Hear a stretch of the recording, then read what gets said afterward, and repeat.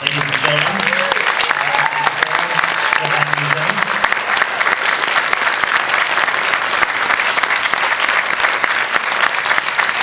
Hold on.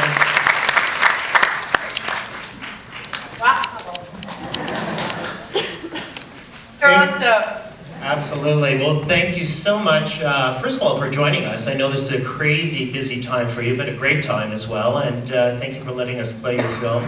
Massively fantastic film. And by the way, congratulations on the Oscar nomination. That's excellent news.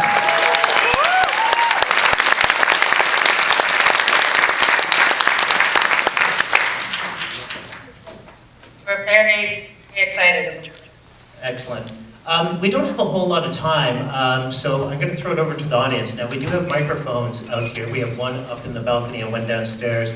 So raise your hand way up and we'll get you the mic so everyone can hear what you're saying.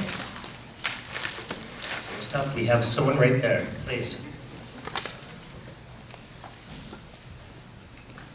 Hi, thank you very much and congratulations for this wonderful film.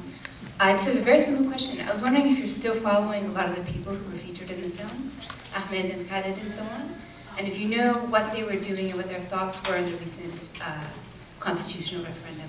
Thank you. It's a question, have I been following what's been Ahmed and Maggie, what are their thoughts on the Constitution? Is that right? Correct. Okay. Well, Kareem, our producer, is actually on the phone with Khalid right now. And I spoke to Ahmed today and I spoke to Maggie yesterday. So I'm speaking with them, and Rajia I spoke to yesterday. And so I'm speaking to people all the time. Kareem was just back in Cairo. And their thoughts on the Constitution, none of them voted on the Constitution. Magdi obviously is in a very difficult situation right now. He's not even staying at home. He just got a call from the state security asking him to come in to do an interview, but he's not going in because he's worried that he might be arrested.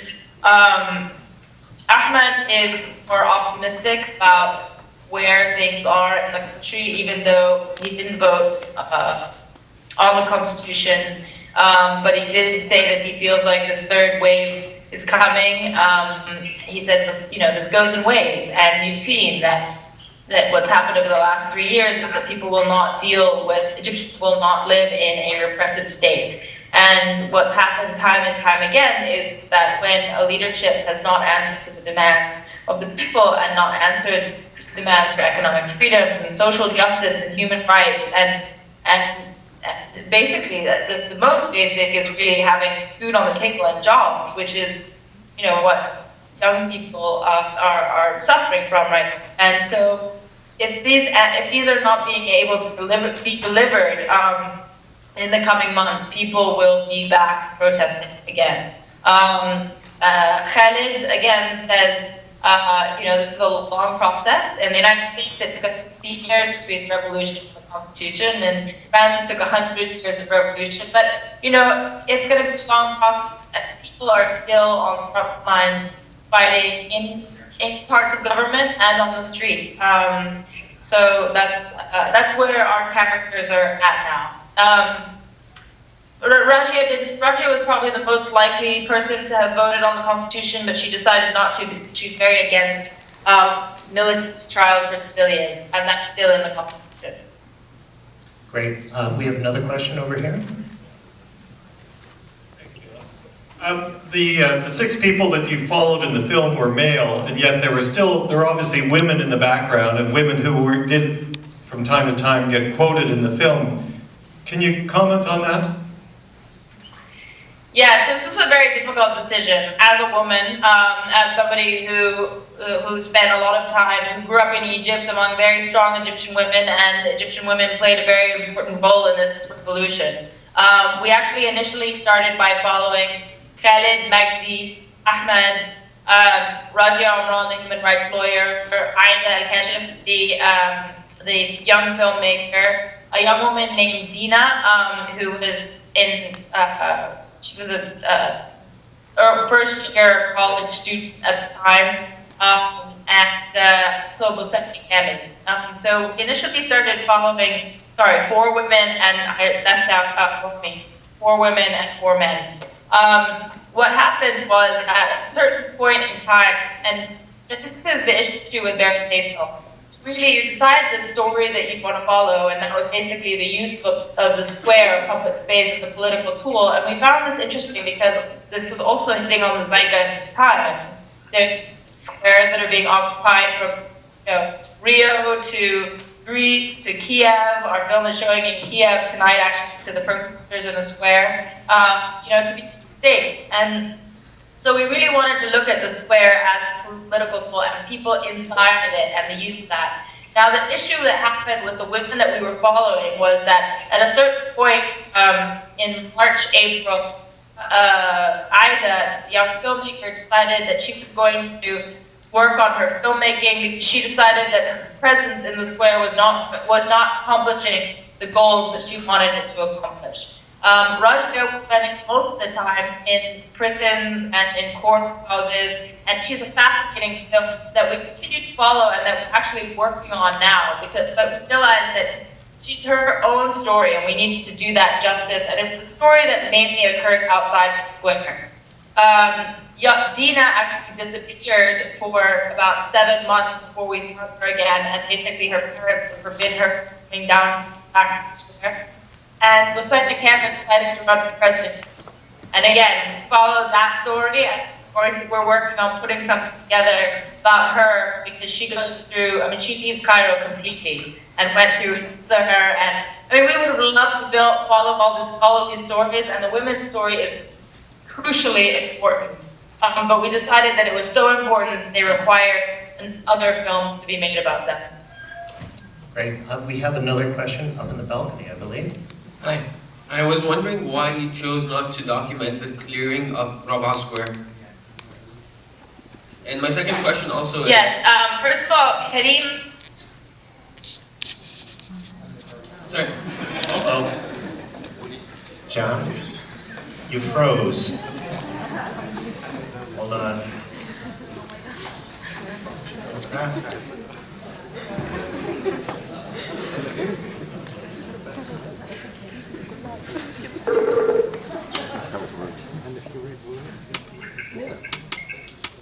I'm trying to answer the question, must be the army turning me off. Oh, there we go. You're back though. Just kidding. It's Amn Dawla. The film was sound mixed and completely finished by early August because we launched at Toronto Film Festival on the 1st of September.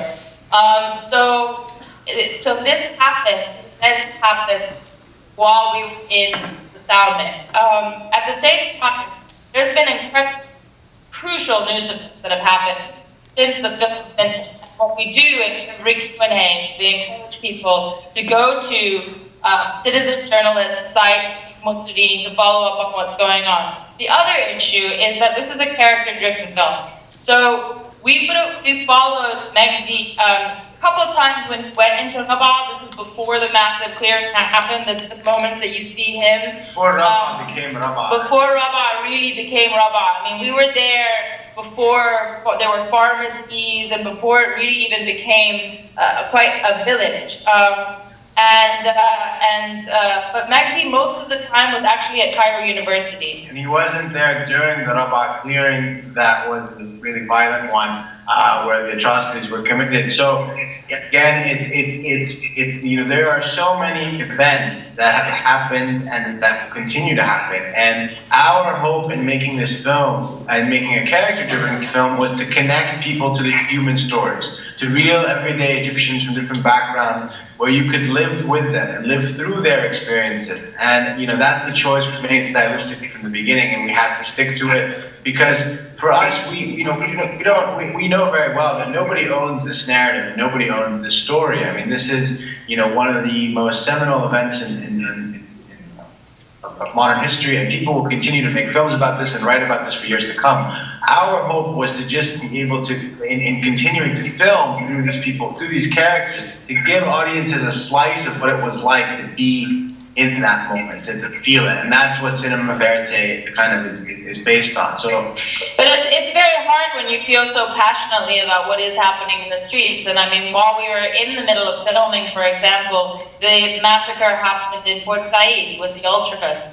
And we didn't have any characters that were there, that were participating. And so you don't just put a news piece in the middle of the film. You're really following your characters through this journey. And in that way, you get as deeply into those characters' stories as possible. And when people watch somebody like Magdi, watch somebody like Ahmed, they become very personally connected to them. And they care about the events that are happening on the ground in Egypt as we speak. Are arrested and human rights abuses are happening now, as you all know, as we speak. And hopefully, by making a film like this that gives a little slice of this story, but the deep personal slice, people care more about human beings that are on the ground.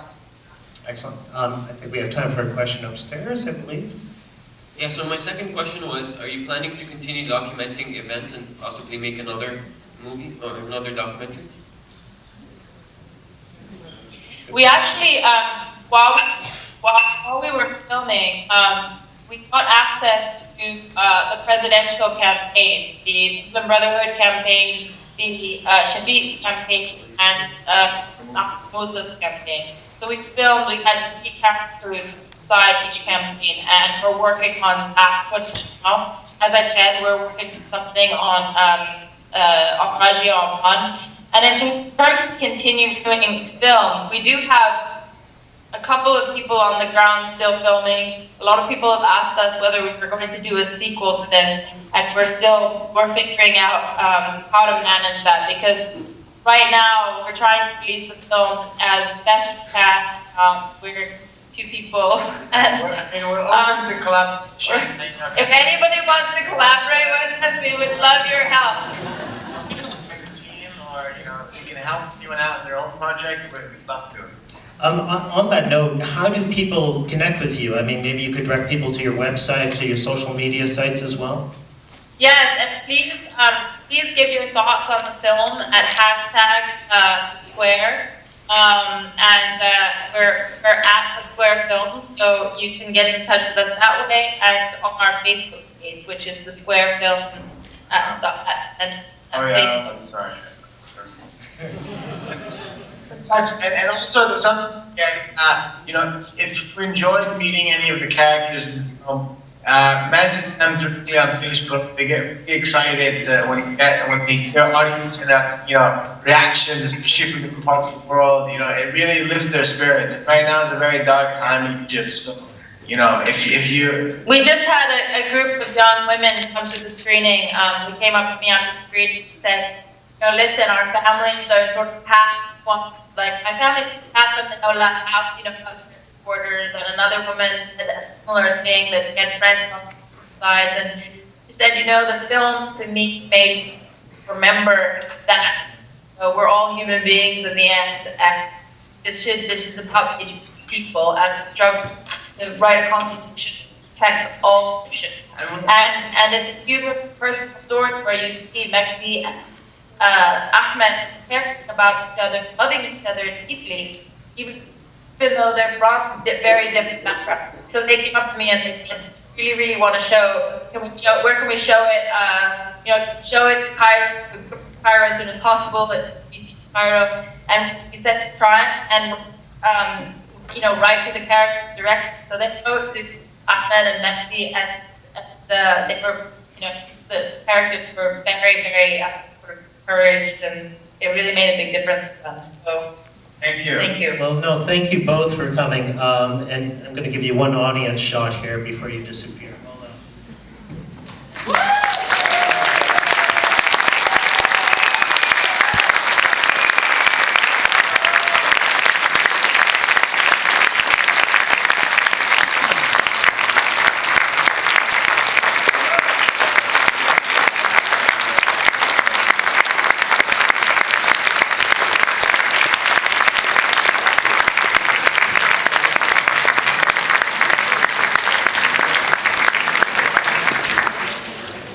skip the Q&A and just let the clap go for 15 minutes. Absolutely. Thank you both for joining us once again, and thank you. It's really great to have the film here. The film's playing all week, and you're joining us again tomorrow night, I believe, correct? Yeah? Great. So tell all your friends, thank you so much, and we'll talk to you shortly. Take care. Thank you. Bye.